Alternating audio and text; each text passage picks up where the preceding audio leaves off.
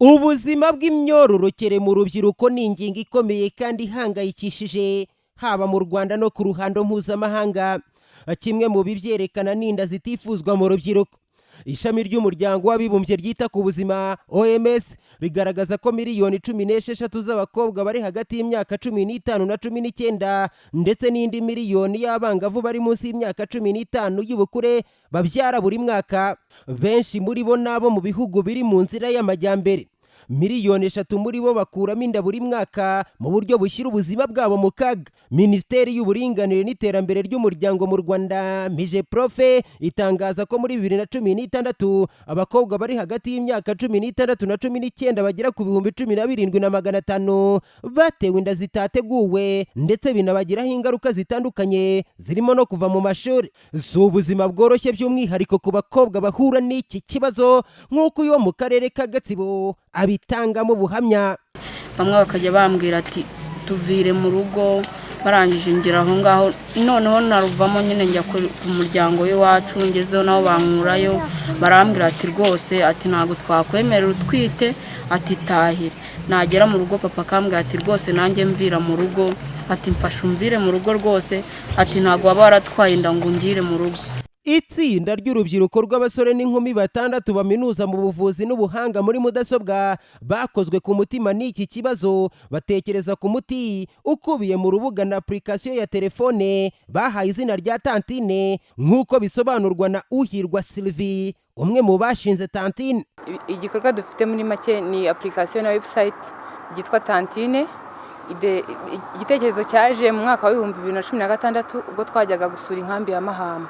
Twagiye tukajya tubona urubyiruko rugenda ruhura n'ibibazo byo kuba badafite amakuru ahagije ku bijyanye n'ubuzima bw'imyororokere, tukabona baragiye bahura n'izo ngaruka. Twaje gusanga rero abantu bafite icyo kibazo atari impunzi zonyine. Kimwe mu by'iyi application ya telefone izakemura ni ukumenya ukwezi k'umugore cyangwa kumenya igihe umugore azabyarira. Abazanye ubu buryo bw'ikoranabuhanga bafite icyizere ko bizatanga umusaruro mu kugabanya inda zitateguwe. Uhirwa Sylvie na mugenzi we Umuhoza Marie Claire barakomeza. Application rero yacu ifite ahantu hasanzwe ushobora kubona amarticle cyangwa topics zitandukanye aho ushobora ari nazo ziba ziri kuri website, ahandi hakaba hariho forum discussion. Hari ahantu nyine tuvuge nk'umuntu afite ikibazo kijyanye no ku bintu byo kuboneza urubyaro ashobora kubariza ibibazo abantu babifitiye ubushobozi n'uburenganzira bakamusubiza. Tukajya n'ahandi hanyuma hari icyo twita turi ya mbere nifasha abakobwa kubabarira ibijyanye n'ukwezi kwabo, ugashyiramo igihe uherukira mu mihango twakubwira ati uri mu gihe cy'uburumbuke tukakugira n'inama z'ukuntu wakwitwara. Bizagabanya abantu kujya mu myitwarire nyine batazi ingaruka zabyo.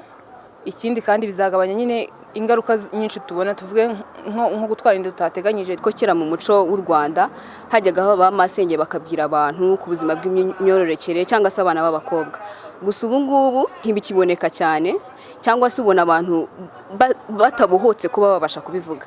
Ni muri urwo rwego rero twavuze ngo reka dushyireho iyi application yitwa Tantine igivuga ku buzima bw'imyororokere bityo urubyiruko rubashe kuyaccessinga kandi ndetse yakozwe natwe b'urubyiruko ko twabonaga ari ikibazo cy'imbogamizi kudasobanukirwa iby'imyororokere umuntu ari gukura. Ni igikorwa ikigo cy'igihugu cy'ubuzima mu Rwanda gishima kandi cyitezeho kunganira izindi gahunda zigamije guteza imbere ubuzima bw'imyororokere mu rubyiruko.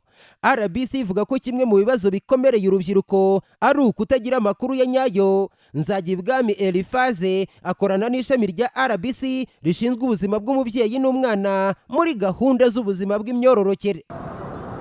Ubwo rero nkumva ko hakurikijwe politike y'igihugu ihwiturira inzego zose guha amakuru nyayo aba urubyiruko ruri hagati y'imyaka 10 na 24, urubyiruko ruzagira amahirwe yo kubona amakuru ahagije yatuma birinda ingorane zikururwa no kutamenya.